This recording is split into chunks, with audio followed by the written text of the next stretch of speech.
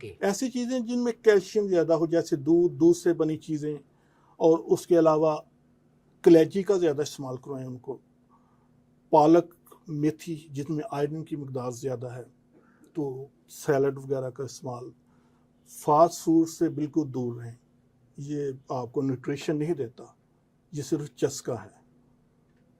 बिल्कुल ऐसा ही है। हाँ, तो वजूहात में मैंने देखा है कि ऐसे लोग जिनके वालदैन, वालद, वालदा, दादा दादी, नाना नानी में से किसी का कद छोटा है, तो उनके असरात बच्चों में अक्सर देखने में आते हैं। जब हमारे पास मरीज आता है तो हम हिस्ट्री लेते हैं कि किसी का कद छोटा तो नहीं, बहन भाई का, ये असरात भी बाज़ दफ़ा कद छोटा रहने में होते हैं। और इसके लिए हमने ऐसी मेडिसिन देखी हैं जो वाकई विरासत के असरात को ख़त्म करती है।